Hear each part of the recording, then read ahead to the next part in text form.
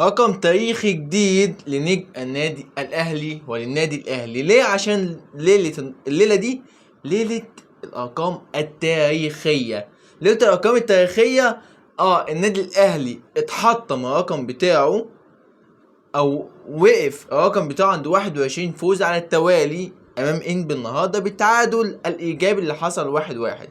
طيب لكن وسام ابو علي بياخد هداف الدوري المصري، وده انجاز تاريخي. انجاز تاريخي ليه؟ لان ده اول لاعب في تاريخ الدوري المصري يجي في يناير، يجي في الانتقالات الشتويه وياخد هداف الدوري. من نص الموسم بس واخد هداف الدوري، وانتوا بتقارنوه بفيستون مايلي. فيستون مايلي اللي جايب 17 لاعب. شوفوا عدوا كده لعب كام مباراه، عدوا لعب كام مباراه. ما تقارنش الاثنين ببعض. ان انت لو كنت جبت وسام ابو علي من اول، او كان بدأ معانا الموسم، لا كنت هتشوف ارقام خياليه، وكان هيعدي الموسم ده بفدان. كان هيعدي فيستون بفدان. طيب نبدأ حلقتنا، والسلام عليكم ورحمة الله وبركاته، وأهلا بكم في حلقة جديدة ونهائية بإذن الله تعالى. قبل البداية والنهاية لا ننسى طبعا دعاء لإخواتنا في فلسطين. اللهم انصر إخواننا المستضعفين في فلسطين وارحم أمواتهم وأموات المسلمين. حط اللايك بتاعك الجميل دعما لأخوك محمد أبو سعيد اللي بيسعى جاهدا لإسعادك، ومتنساش تصلي على النبي في الكومنتات. طيب تعادل النادي الأهلي أمام إنبي يفقدوا سلسلة الفوز بدون هزيمة، أو الفوز على التوالي. وصلنا ل21، وده رقم تاريخي. احنا بنحطم ارقامنا عشان مفيش حد قادر على تحطيم ارقام النادي الاهلي، والكلام ده قلتلك في حلقات سابقة. لكن كهربا نص الشعب المصري دعيله، نص الشعب المصري دعيله. جت كورة اتحسبت له تسلل، جاب هدف اتحسب تسلل، كان زعلان جدا. بعديها على طول مفيش دقيقة 2 هوب جاب الهدف التاني. وابداع من كهربا، او اضاءة كهربا بقى بينور. كهربا بدأ ينور، والمرة التانية على التوالي مان اوف ذا ماتش، رجل المباراة للمرة التانية على التوالي. كهربا والله لو ادانا فرصته هيرجع. يا جماعه افتكروا كهربا، افتكروا مين كهربا مع الاتحاد السعودي. مين كهربا مع الاتحاد كان بيعمل ايه؟ انا شفت له كام فيديو، انا ايه ده؟ ايه العظمه دي؟ لا هو بس اللي هو ايه، لا نفسيته بس تتظبط شويه هنشوف من كهربا عظمه العظمه. بس نهدى عليه شويه، نهدى عليه، ده ابن الاهلي يا جدعان، حرام. طيب ده النادي الاهلي، ولازم طبعا نشيد بكل لعيبه النادي الاهلي الشباب اللي عملت اداء عالمي بدون طبعا ذكر اسماء، ان انا هقعد اذكر اسمائهم كلهم لان كلهم كويسين جدا جدا جدا. طيب ندخل بقى في حاجه تانية، وهو جوزي جوميز مدرب نادي الزمالك. هيعمل ايه بقى؟ هياخد اجازه، هيروح اجازته. قال لك مش هرجع من الاجازه الا، لا مش 3 شهور زي ما كلكم عرفتوا. اللي اتقال على السوشيال ميديا ان هو 3 شهور، الا لما ياخد 3 شهور متاخرين من نادي الزمالك. لا الحقيقه بقى ان هم 6 شهور، 3 شهور متاخرين عليه، متاخرين على نادي الزمالك، و3 شهور تانيين مكافأة الكونفدرالية. يعني 6 شهور الزمالك المفروض يدفع 6 شهور لجوميز عشان يرجع تاني. الزمالك هيعمل ايه؟ طيب الزمالك، والمشكله ان الزمالك بيفوت في صفقات. يعني انت بتفوت في صفقات منين؟ هقول لك انا منين في نهايه الحلقه. طيب ندخل في موضوع تاني عشان مش عايزين نطول على حضراتكم. الاخدود يهدد صفقة بن رمضان. الاخدود بيهدد صفقة بن رمضان ازاي؟ لان الاخدود دخل واستفسر عن الصفقة، والنادي المجري قال لهم تفاصيل الصفقة واحنا طالبين كذا في الصفقة. لما سئل في ال في ال في النادي المجري قال لك ايه بقى؟ قال لك ده او ممكن يبقى تمويه من احد الوكلاء. يعني احد الوكلاء بيعمل الحركه دي علشان النادي الاهلي يتدخل في الصفقه، اللي يبقى عايز يخلص ويخلص اللاعب بسرعه قبل ما ايه، ما الاخدود ياخده. طيب لو خدوا الاخدود هتبقى حسره كبيره جدا من النادي الاهلي، ويبقى غضب كبير من مارسيل كولر، وهنبقى احنا خسرنا صفقه مهمه جدا جدا بحجم بن رمضان. ده موضوع بن رمضان بكل اختصار. طيب المجري كان طالب 2,400,000. النادي الاهلي كان مقدم اخر عرض كان 1,100,000. يعني الموضوع بسيط، لكن المشكلة كلها على بند إعادة البيع، لأن النادي المجري طالب 25%، النادي الأهلي بيكتره أو هيدفع 15%، وهنا تتوقف الصفقة.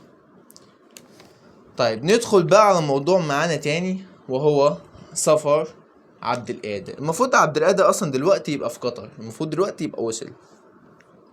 المهم هيروح ايه عشان يمضي العقود، وخلاص الصفقة يعتبر تمت بشكل شبه رسمي، لان خلاص كل حاجة اتفاق حصل، وكل حاجة موسم على سبيل الإعارة بدون تفعيل بند الشراء، بدون تفعيل البند. طيب الصفقة تبقى بكام؟ 450,000 دولار للنادي الأهلي في الموسم، مع تنازل عبد القادر 1,300,000 جنيه مصري للنادي الأهلي، يعني هتبقى قيمة الصفقة 475,000 للنادي الأهلي. دي الصفقة بالتفاصيل، واللاعب راح عشان يمضي وخلاص. تقدر دلوقتي ان انت تقول ان الصفقة رسميا عبد القادر في نادي قطر القطري. ندخل بقى على الموضوع المهم اللي معانا النهارده.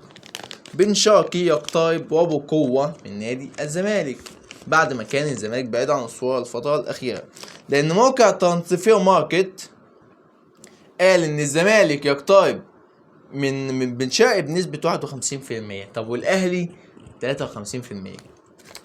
الأهلي نسبته الفترة اللي فاتت كانت أعلى ودلوقتي قلت. لماذا؟ هقول لك ليه.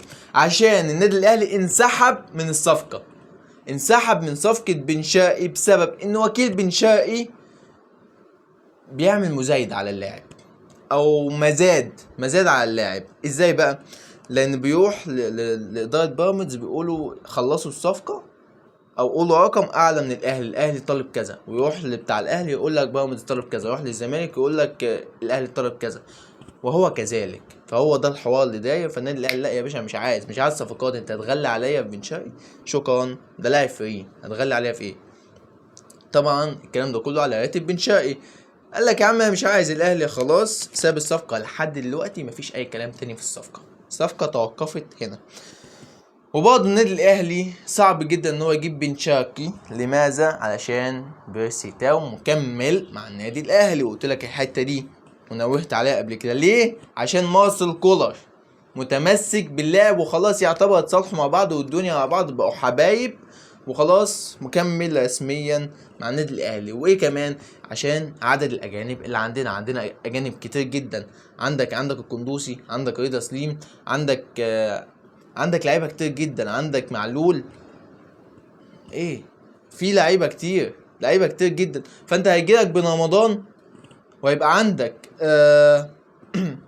هيبقى عندك مثلا بن شرقي اللي عايز تجيبه هيبقوا 5. طب وبقيه الاجانب اللي عندك هتوديهم فين؟ فأزمة كبيرة جدا في موضوع الأجانب بالنسبة للنادي الأهلي. وده كان موضوع بن شرقي والنادي الأهلي ينسحب لحد دلوقتي. النادي الأهلي ينسحب من الصفقة والزمالك يقترب. طيب الزمالك ازاي هيقدر ان هو يتعاقد مع بن شرقي؟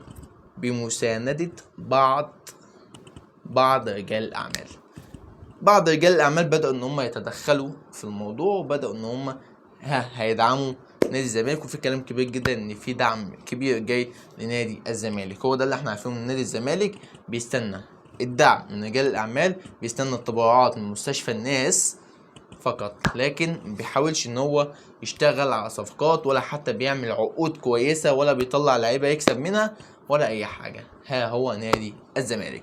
طيب بالمناسبة النهاردة او لا خلاص بقت بالامس، امبارح كان اول مشاركة لمبابي مع نادي ريال مدريد. وايه اللي حصل؟ سجل هدف كويس جدا، هدف خرافي من مبابي كاول هدف ليه مع ريال مدريد. لا فهو هدف عالمي جدا، وتم اول هدف لمبابي مع النادي الملكي ريال مدريد. وبرضه ريال مدريد فاز بثنائية على نادي اتلانتا وخد الكاس خلاص. ده برضو كان من ضمن تحطيمات الارقام اللي معانا النهارده. طيب اتمنى من الله تعالى الحلقه تكون عجبتكم، ولو الحلقه عجبتكم ما تنساش بقى تدعمني بلايك واشترك في القناه وفعل زر الجرس عشان يوصل لكم كل جديد، وصلوا على النبي في الكومنتات، وانتظروني غدا باذن الله تعالى في حلقه نهائيه. والسلام عليكم ورحمة الله وبركاته.